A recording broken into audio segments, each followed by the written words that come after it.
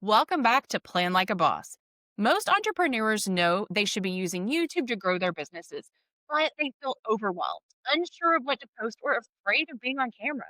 That's where Lisa Millick comes in. She's the founder of Stone Groove Social, a Las Vegas based marketing agency that specializes in YouTube strategy, video editing, and social media marketing.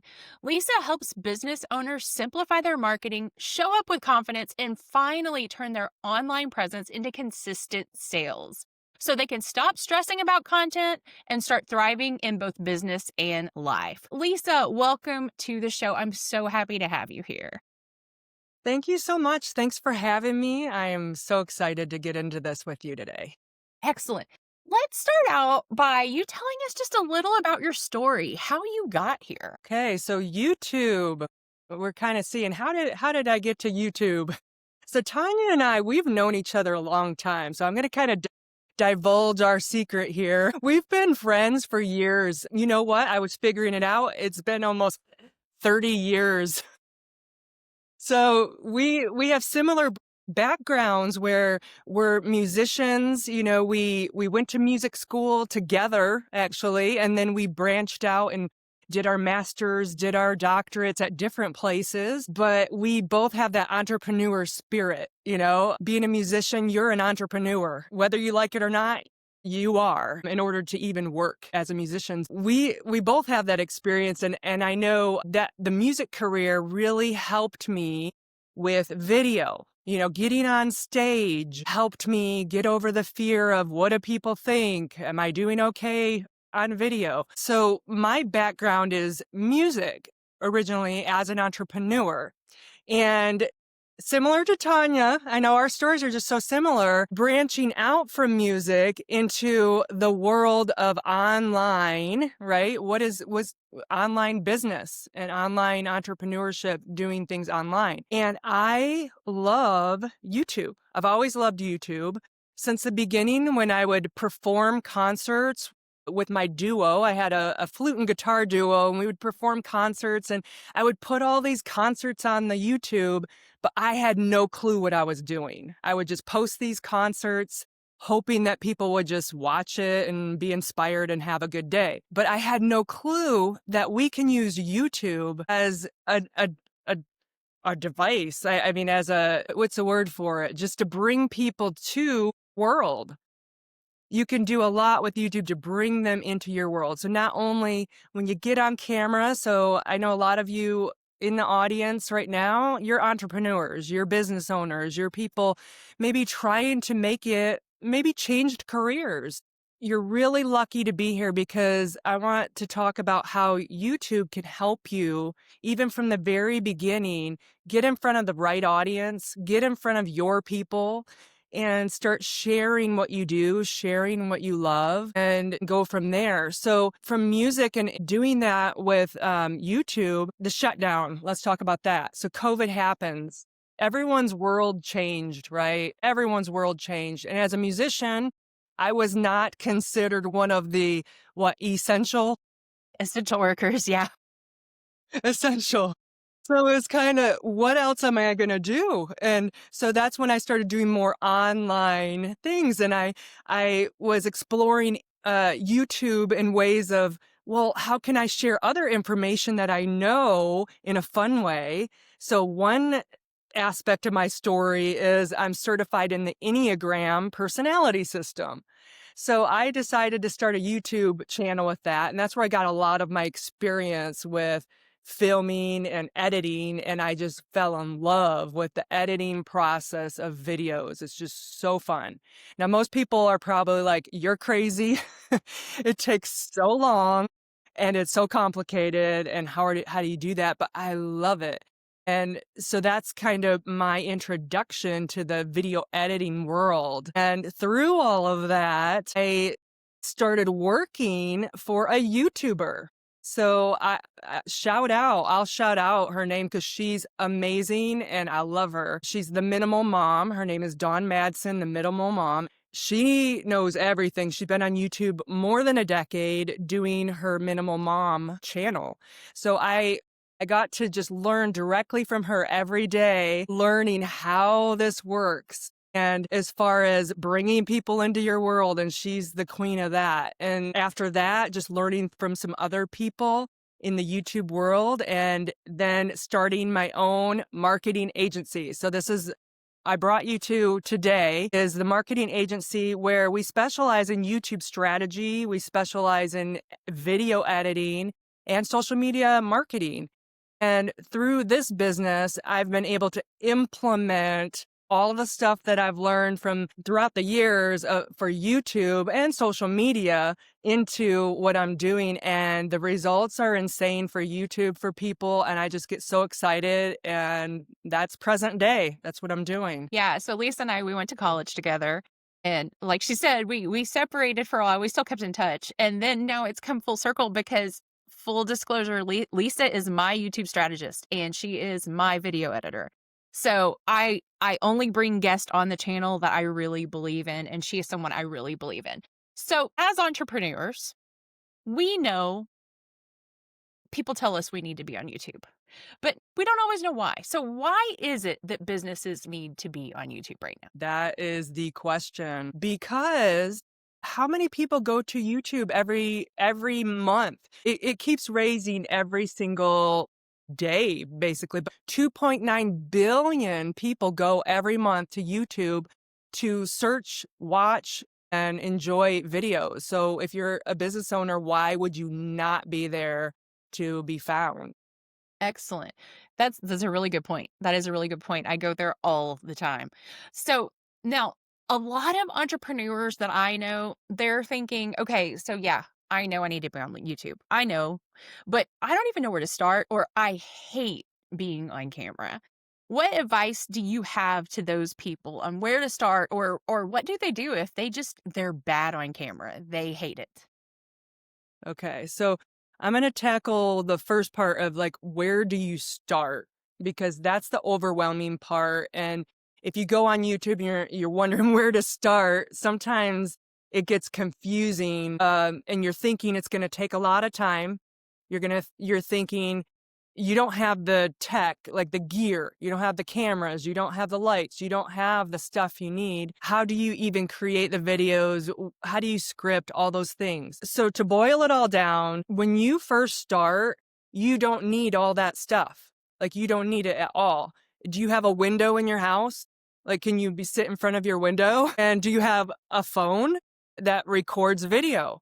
And that's all you need. Sit in front of your window, record with your phone, and you can do amazing videos. Our phones, they're very high quality nowadays. So you don't have to worry about that. I would say just start. Just start. Your first videos are going to be your worst videos. And everyone needs to start in the beginning, and everyone needs to have bad videos. Everyone.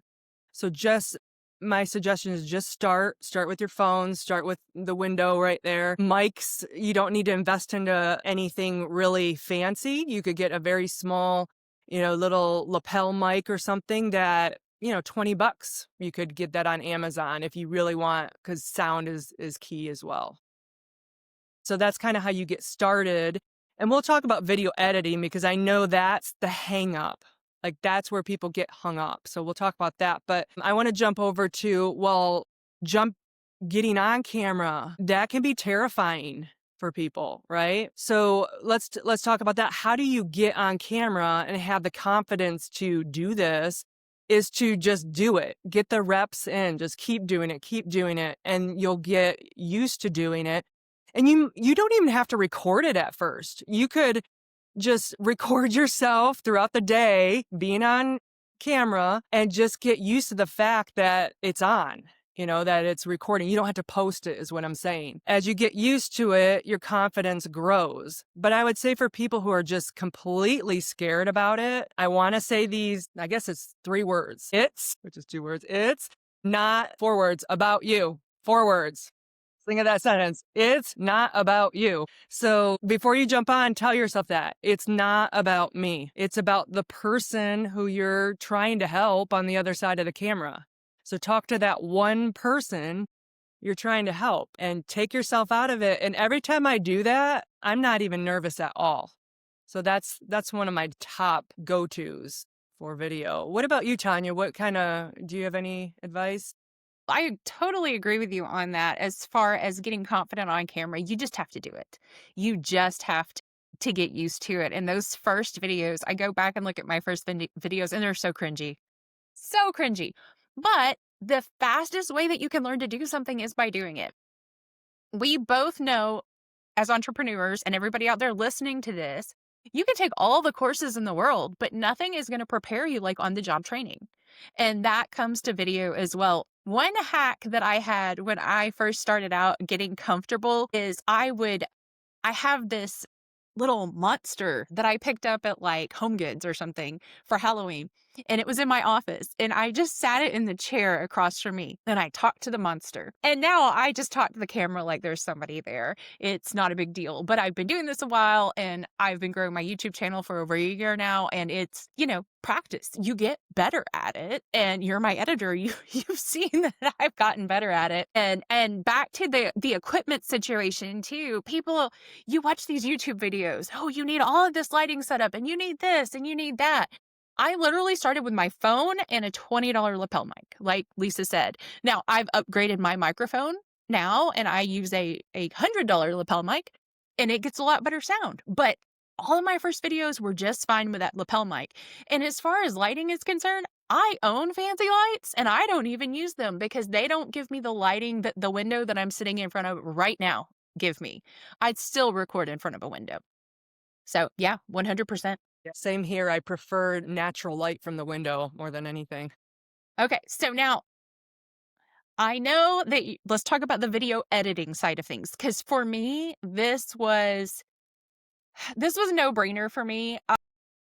At this point in my business, I edited my videos myself early on with very minimal editing. I knew it needed to be better, and frankly, I just did not have the time to learn. And I did not make the time to learn. Instead, I hired you to do it for me. And my videos look great.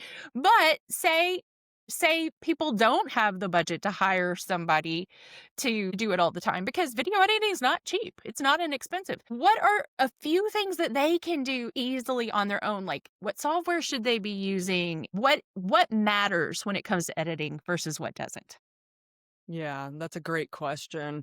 I think the first thing that you'll ever hire out for your YouTube channel would be video editing, just to let you know that that's going to save you so much time. As we talked about the time aspect, it takes hours and hours of your time. So I want you to really chart it out. Like, what's your hourly rate for yourself? Like, how much is your time worth in your business? What could you be doing besides sitting at a computer video editing? So I really want to just encourage you, the listeners, to think about that.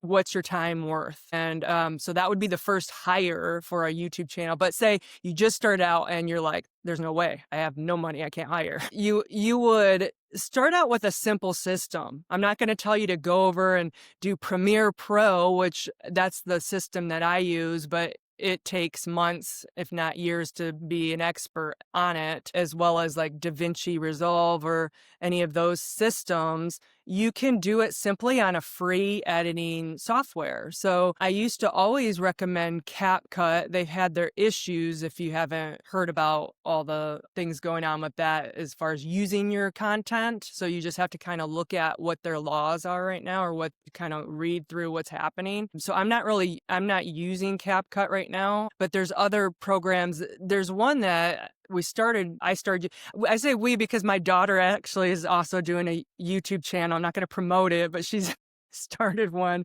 and she's only 11. So I'm showing her how to do video editing. So if she can do video editing, she used to do CapCut. Now she's doing Filmore.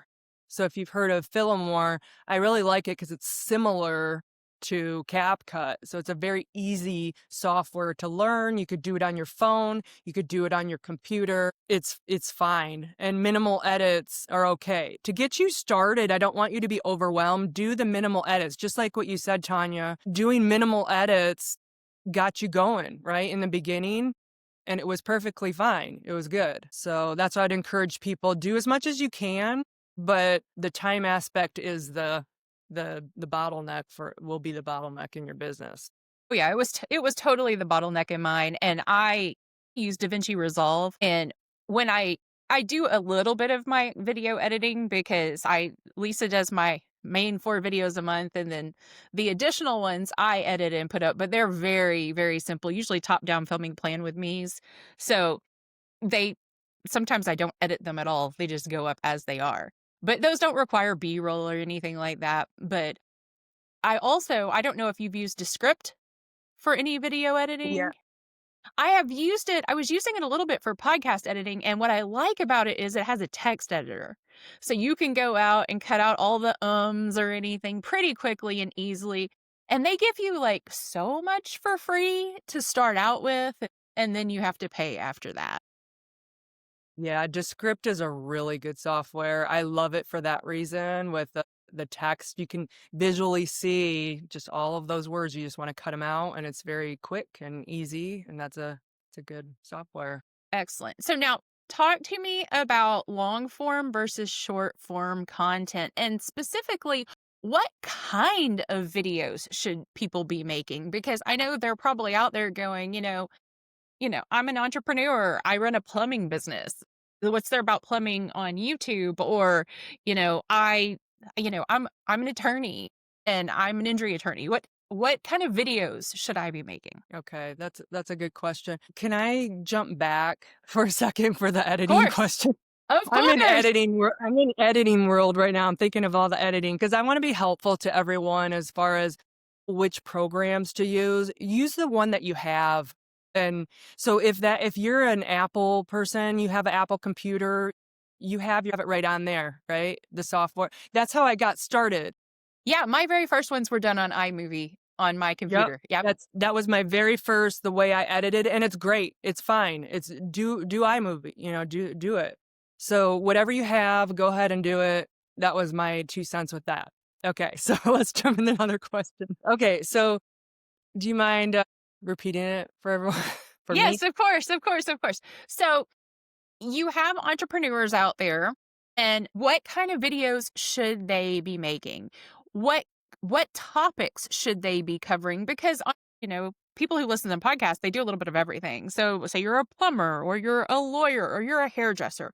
What kind of videos should you be making? And the second part of that, long form versus short form. Which should they be? Okay, good. So we're in 2025, 2026. We're going into 2026 already.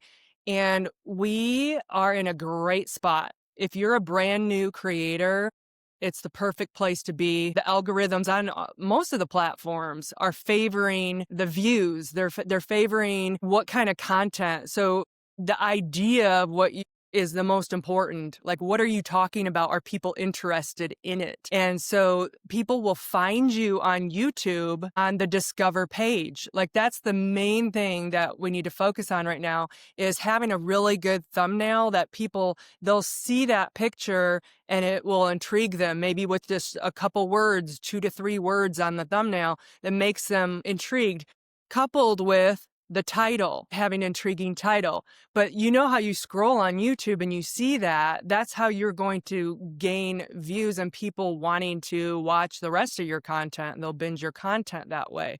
So when we're talking about long form and short form, people can also find you obviously on the shorts. So it's kind of controversial. Should you do long form or should you not do shorts, or people have differing opinions actually on this, but I've found a lot of success with business owners creating that one video and then cutting it up into shorts and using those shorts to draw people into their long form video. So people who are not doing that, I don't know why. Well, I do know why. I understand the other side of what people are saying not to do short. So I'll give you that side. I'll give you that side right now. The other thought of not doing shorts is most YouTubers, most creators that are more YouTubers, not so much business owners, I'm not going to group them all together, but there have been a few who have said it ruined their channel. Having shorts ruined their channel because a certain viewer who wants to view just short form content will come in and view their short form and never view their long form. And they're not, the algorithm, it kind of screws up their algorithm and it's just not good. So keep that in mind. But I would suggest trying the method that I explained in the beginning of the shorts, putting them out, draw them into your long form video. 100%. That's what we're doing on my channel, and it's working really well. Now, I'm guessing a lot of the people you're talking about right now are channels that already have like 100,000 subscribers, in which case, they may not need those shorts. But especially if you're a business owner, you could do like how to videos, like that could be in a short or in a long form, or quick tips. All of those could potentially bring in clients. Right. That's a good point. Those creators that may have 100,000 or more subscribers, they may not need to, but I've seen business owners, I'll just tell you because it's public knowledge, even Dave Ramsey, he has what, a million or I don't know how many, but he has a strategy. He has people who cut up his video on make sure that it's the best points of the video. They look at the analytics and they cut up those and they put them on there and it draws them into the long form. So people are doing that even at the higher scale and it's very successful. Now, I don't want to forget about when we're talking about long form and or how you're found with the long form videos and people are scrolling on the homepage, that there's an update now. So I don't know if everyone's familiar with this update, and it's so exciting because if you know that right now we can test the thumbnails, A/B testing on thumbnails, which one performs better. But now we have title testing. So we can test 3 titles, 3 thumbnails. I don't want to get too complicated for people, especially if they're not on YouTube right now, but I wanted to tell you, just go to your YouTube studio and check out if you have that feature yet and start using it. It'll put your content out in those different ways and see which one resonates with your audience and with other people, draw them in. I love A/B testing. Love a good A/B test. That's where my business geekiness just comes out because we do that in business all the time. I do that with my ads. I currently have ads running right now, and I'm A/B testing a graphic ad versus as a real ad, and whether video or graphic is performing better. So yeah, A/B testing is fabulous. Good. What's winning out right now? The Right now, video? the static is actually winning out at the moment, which surprised me because Yeah. I went out there and looked beforehand and to see what some of the other big people are doing, and most of them were all video ads. And then there were a Yeah. couple static, and I was like, okay, I'll try this. And I put up 2 video ads and a static, and pretty much after a week turned one of the video ads off because it wasn't really performing at all. And yeah, the static seems to be bringing in more than the other. See, that speaks to the fact of the thumbnail theory that I was talking about, that it can really bring people in. So if you have a really good static post, sometimes that does more than even having a reel. So that's great. That's interesting. Yes, and also, let's talk briefly about thumbnails because thumbnails are so important on YouTube. And a mistake that I see a lot of people make, and I know this because I used to make this mistake until you told me not to do it, is they just put their title on their thumbnail. So talk a little about the thumbnail and the title, what should be on each and why it's important. Yeah. So thumbnail and title. So this is your most important thing is your thumbnail and your title. So you want those to work together. So think of the one as like your thumbnail is the king and your title is the queen and they're married. And so they're married. They're not the same person, right? But they work together and they're a team. So with your thumbnail, let's give an example. So maybe you you do home design, and so you have a really cool picture of a home. This is a good if you do this, take the take what I'm saying now, because you have a before picture and the home looks terrible, awful, and then do the after picture. And people love transformation thumbnails. Transformation thumbnails do really great. So on that thumbnail, you could have just one word or two word. Well, you'll say before, after, and you could say something on there like, "Me something, Tanya," as far as if you wanna say one word for this, let's come up with that. For the before and for the after, Yeah, mess, masterpiece. that's good. So it's kind of intriguing, right? It's Yeah, like, "Oh, yeah." And then for your title, you don't wanna just put mess masterpiece. It's a sa you're just saying the same exact thing that's not doing anything. So if you work it together, let's think of a title that would work together with mess masterpiece. And usually like how to people wanna know how to do something, how to transform your living room from a disaster to perfection or I something like like it. that. I like it. And then on the thumbnail title, you could have the word mess over the before and masterpiece over the negative over the after, and even tie it in like mess is in red because red is bad, and then masterpiece is in green because yeah, that means go, that means good. Exactly, exactly. And I want to jump back to what type of content business owners should make Mhm. because that was a really good question. I know I didn't talk about it. So that was a really good question. If you're a business owner, there's many different types of content you can make, and you can build up a strategy for what works for your audience and what works for your industry, your niche. It's going to be a little different for everyone, but for the most part, like I talked about, being found on YouTube is good, but another thing is how YouTube is evergreen. So if someone's searching for something, your video will pop up if you are talking about a certain thing. So I always suggest mixing the evergreen content with content that might be trending or things that people will find on the homepage, but having that mix. So, say that you were, like you mentioned, an attorney, and maybe you're an auto injury attorney, and you want people to start finding you. You can create these videos. You can create them for both, actually, but what would people be searching for? Say that someone got in a car accident. What would they search on YouTube to find you and hire you? What would they search? Ooh, dealing with insurance companies after an auto accident. That's good. So there's your video. That would be your video. And we think that we have to talk about a million things in a video, but my suggestion always is talk about one thing. And you can do a listicle. You can kind of have it as a list of things that pertain to that one thing. But sometimes we complicate everything by talking too much about random things. We have to really focus on kind of one issue, just like with the attorney. Yeah, because people don't have time to sit around and watch hour-long videos. Yeah, they want to know their answer to their question. They got in a car accident. They're trying to figure out the insurance.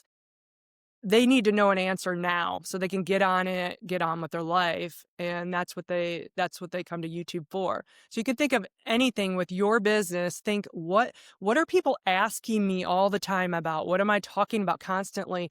If you are constantly repeating yourself in your business, have your YouTube channel where you can just tell people to go watch a certain video and you won't have to repeat yourself. Just watch this video, and it works for everything with your customer service. Say that you get a lot of a lot of emails coming in about a certain subject. You're a plumber and you're just always getting people asking these questions. Just say, "Hey, watch my YouTube video," and shoot them over there. So that's a great tip. That's a great tip because plumbing YouTube videos and I are very familiar. Any homeowner will tell you, you'll do anything to hire for somebody to fix something if you can. So, any final tips for business owners who are now like they're inspired now, they're ready to take the leap to video? What are some final tips? Okay, my final tips are come over and come to my free class. I just have such a desire to help to help you in this because I know how overwhelming and frustrating it is. And you feel like you're alone and you don't understand the next step to take. And if you just had a checklist, what do you do first, second, and third? That would be so much easier. So I want to be there for everyone. And so what I'm offering is a free class on how to use YouTube for your sales. So it's called YouTube Sales Simplified, 2 hours a week, no following needed. So we're going to go through these points of how to start your channel. What could you be posting on there? What types of videos, like we were talking about? And let's make it easy and simple and break it down into tasks that we can do together throughout the week, throughout the month, and go from there. So this class, YouTube Sales Simplified, is on October 1st, 22nd, and 23rd. And you can pick the day that works for you. They're live classes, but you can pick the day that works for you. You just go to youtube.stonegroovesocial.com. And then we'll go ahead and make sure to put that down in the show notes as well. So you don't have to, if you're driving, don't write this down right now.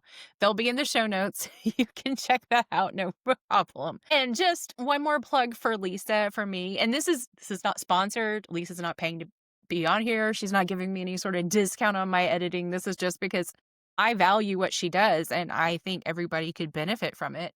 And just remember, if you get totally booked, keep me as a client. Always. Just like search engine optimization, which is one of my specialties, stuff constantly changes.